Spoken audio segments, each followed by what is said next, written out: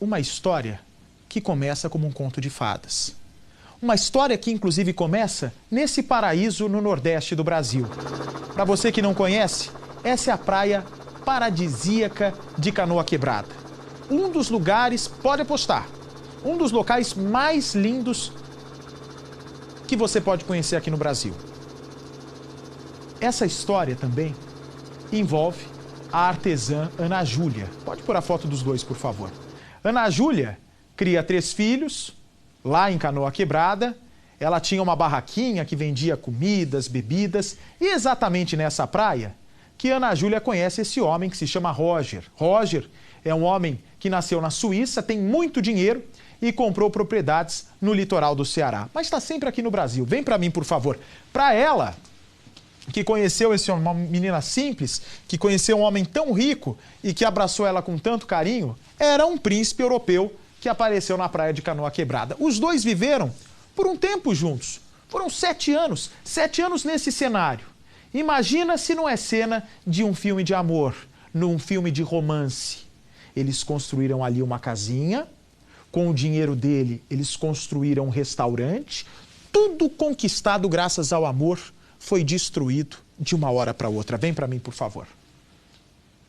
O suíço Roger é um homem extremamente agressivo. Ana Júlia, em todas as últimas discussões, segundo a polícia, apanhava. Até que ela decide pôr um ponto final. Ela não aguentava mais sofrer. No meio da madrugada, esse homem invade o apartamento de Ana Júlia. Ele tenta abusar da ex, ela reage. Roger ataca essa mulher com tanta covardia que Ana Júlia desmaia. Ana Júlia, inclusive, foi arremessada pela janela da casa, minha gente. Ele jogou a Ana Júlia pela janela da casa porque ele queria que ela não saísse viva da última discussão. Veja como foi o fim dessa história. A história de romance de uma brasileira com um suíço que virou caso de polícia. De um lado, a artesã Ana Júlia. Do outro, o empresário Roger Ulrich. O falso amor que tornou a brasileira refém dentro da própria casa. Já Roger passou a fazer parte da lista dos criminosos procurados pela Interpol, a Organização Internacional de Polícia Criminal. Tudo começou no ano de 1999, quando, já com 3 filhos, Ana Júlia resolveu mudar para Canoa Quebrada. Viver na praia localizada no litoral leste do estado do Ceará era um sonho para a mulher. 2 anos depois, já trabalhando como vendedora de artesanato que ela mesma fazia, uma surpresa. Ela conheceu Roger Ulrich, um suíço que tinha propriedades em Canoa Quebrada e se dividia entre o país europeu e o litoral brasileiro. Em 2001, me apaixonei e tudo, e a gente ficou namorando, ele ia para a Suíça, voltava. Tudo parecia um verdadeiro sonho para Ana Júlia. Ela, enfim, estava se reapaixonando por um novo companheiro, reconstruindo a vida dela. Enfim, também, ela tinha, além de se apaixonado, conseguido uma estabilidade financeira. Estava trabalhando como atendente em um restaurante e também conseguia vender as peças de artesanato dela. Tudo ia bem, até mesmo o Roger contribuía com essa paixão que ela sempre nutriu pelo artesanato. Inclusive, quando ele viajava para a Suíça, ele levava várias peças que ela produzia. E quando retornava, ele entregava todo o dinheiro para a mulher, para ajudá-la na criação dos filhos. Ana Júlia estava cada vez mais apaixonada por Roger. Além de companheiro dedicado, ele sempre foi carinhoso e apoiava a namorada em todas as decisões. Foi então que, no ano de 2002, resolveram casar. A brasileira estava determinada a reconstruir a vida ao lado do novo amor, a quem ela chamava de príncipe europeu. Em 2002 a gente conversou, né? Ele tinha um terreno há 10 anos e não fazia nada com esse terreno, que ele só ia, voltava. Vamos se juntar, tá certo? A gente se juntou, peguei as crianças, começamos uma vida. E ele tinha esse terreno, né? Começamos um negócio, uma barraca de praia. Tudo ia bem entre os dois. O casal trabalhava boa parte do dia e da noite na barraca de praia. Por ser um local turístico, o movimento era constante. E isso fazia com que eles tivessem condições de manter uma vida de bom padrão financeiro e também pensar em novos projetos. Decidiram construir um pequeno prédio. Na parte de baixo, passou a funcionar um restaurante de comida suíço-brasileira. Na parte de cima, alguns cômodos para viverem. Apesar disso, a barraca de praia nunca foi abandonada. Era a paixão de Ana Júlia. Mas o que antes era um motivo de descontração para Ana Júlia, aos poucos foi se transformando em um drama. Isso porque ela viu Roger passar a beber cada vez mais, levar amigos para casa e com isso ficar completamente descontrolado. E depois, o pior aconteceu. Ela passou a sofrer graves agressões de Roger dentro da casa em que viviam. Daí começou a vir muitas brigas, ele começou a ficar violento. Mas eu gostava muito dele, eu era apaixonada por ele. Eu sinto que ele não acreditava muito. Ele era 10 anos mais velho do que eu, mas eu gostava muito dele, eu era muito apaixonada por ele. Por vários meses, essa foi a rotina da brasileira. Ela se dividia entre o artesanato, os atendimentos na barraca de praia e as refeições do restaurante. Roger a ajudava boa parte do tempo, mas quando bebia, e isso acontecia todos os dias, se transformava em um homem descontrolado, agressivo. As agressões aconteciam sempre dentro do imóvel que eles tinham. À época, ainda em construção. Todo tempo, uma vida que você todo dia tem que estar no bar, né? Se envolve muita gente, tudo, e começou a beber. Daí 2002, 2003, quase 2 anos juntos, Tava muita briga, eu já tinha se machucado muito em muitas brigas. Eu decidi me separar. Para Ana Júlia, a separação era suficiente. Apesar do sofrimento que passou, nunca desejou mal a Roger. Queria apenas distância e a certeza de que não seria mais agredida. Tanto é que, apesar do sofrimento, nunca o denunciou à polícia, pois sabia que a permanência dele no Brasil, por ser estrangeiro, poderia ser revista. Ela fez apenas uma exigência: que a barraca ficasse em nome dela. Abriu mão da casa e do restaurante.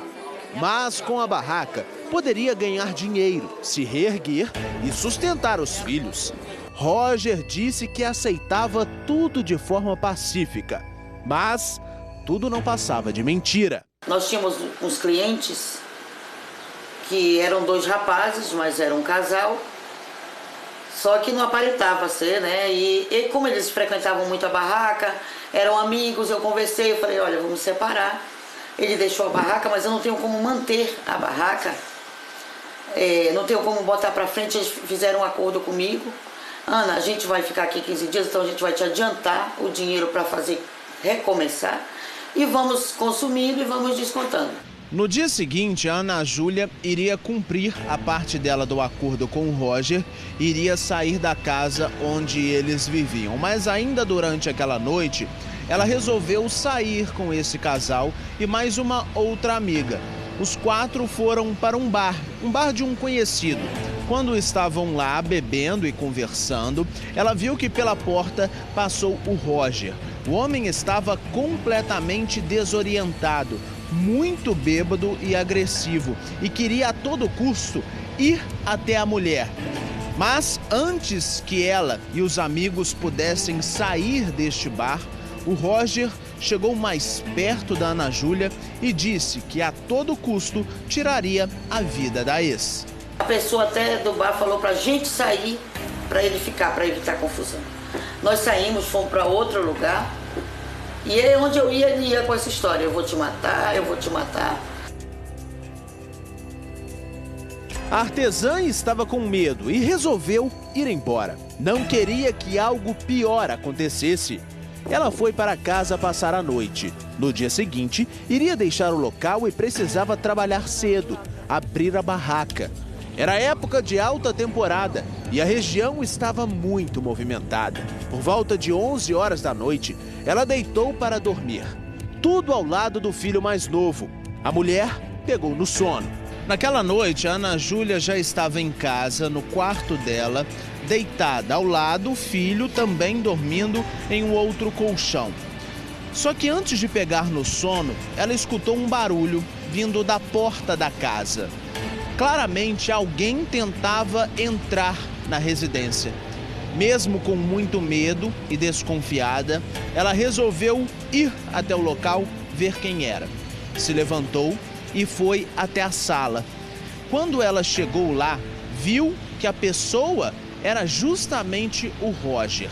Ele estava bêbado, completamente alcoolizado e a todo custo queria forçar uma aproximação com a mulher. Ela não queria de modo algum.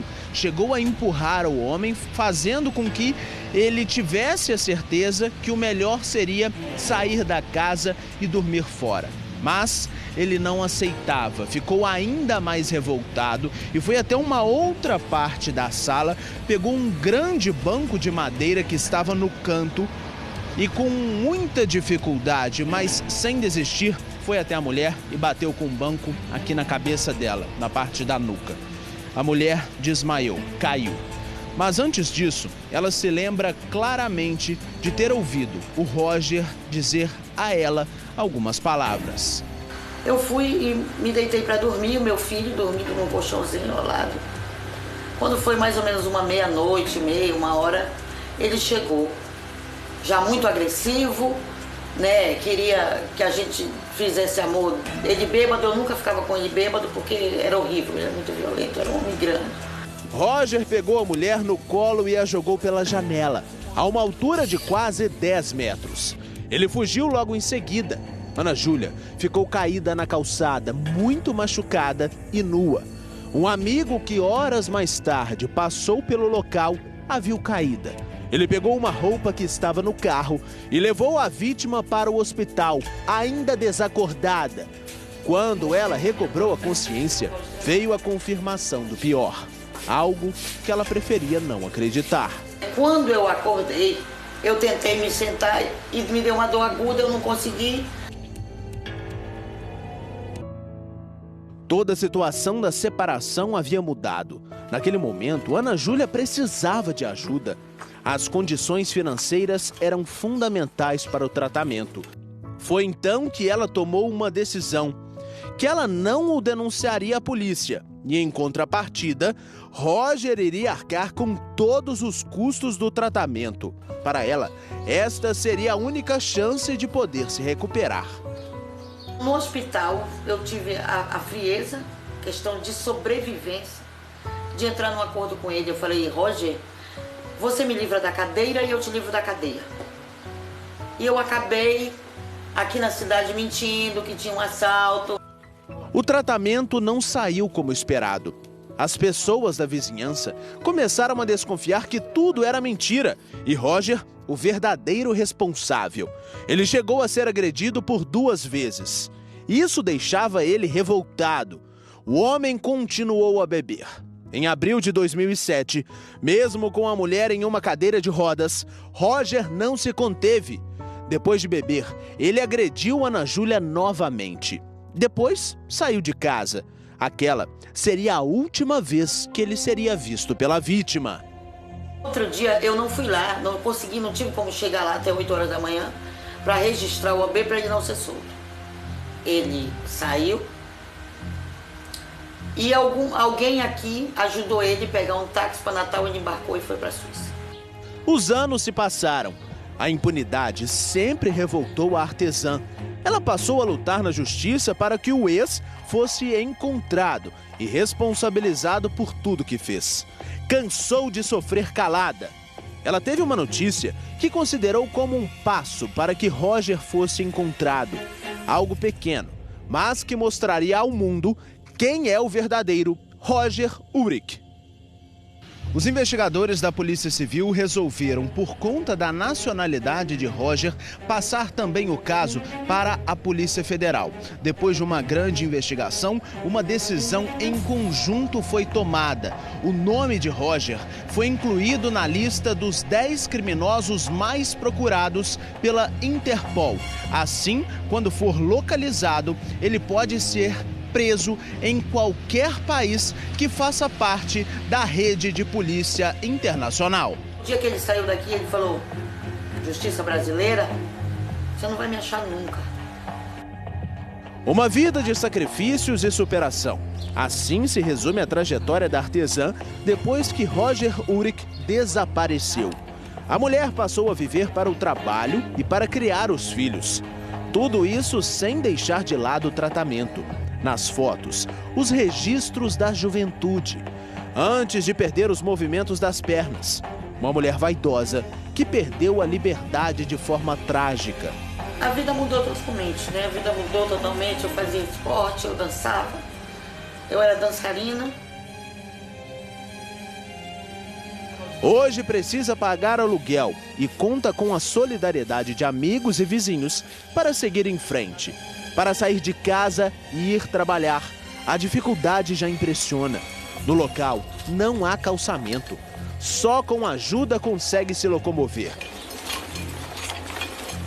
Precisa disputar espaço com carros e até carroças para chegar ao destino. Quando ela vai até a casa onde tudo aconteceu, é impossível não lembrar de cada detalhe dos momentos de terror. As caixas amontoadas pela casa são uma tentativa de sobrevivência. Vende pouco do que lhe restou para conseguir sobreviver. Eu não tenho tempo, né, para nada, é só correndo para tentar vender alguma coisa para se sustentar. Não sei, vamos tentar, né? Mas é com esperança que Roger Ulrich vai pagar pelo crime que cometeu. E com a força dos amigos e filhos, que a brasileira segue em frente, com alegria e certeza de que o sofrimento ficou no passado. E aqui a dona no dia de terça-feira. Olha, essa mulher é uma lição de vida para todos nós. Essa mulher, o que ela falou pra gente, o que ela nos mostrou agora, é uma verdadeira lição para quem reclama da vida. Essa mulher, mesmo depois de tanta tragédia na vida dela, ela ainda encontra um momento, encontra um espaço para dar um sorriso. Mas esse homem, ele age dessa maneira porque se agisse lá em Zurique, Zurique é a capital da Suíça? É a capital, né? É a capital mesmo. Não é a cidade, além de ser a cidade mais importante, que a Suíça é um país pequenininho, extremamente povo querido da Suíça. Mas se ele agisse lá, você pode ter certeza que ia ficar até o último dia da vida dele atrás das grades. Agora, o caso dela, Bart, como você disse, é uma lição em todos os sentidos. Porque ela, por longo tempo, deixou barato tudo o que aconteceu.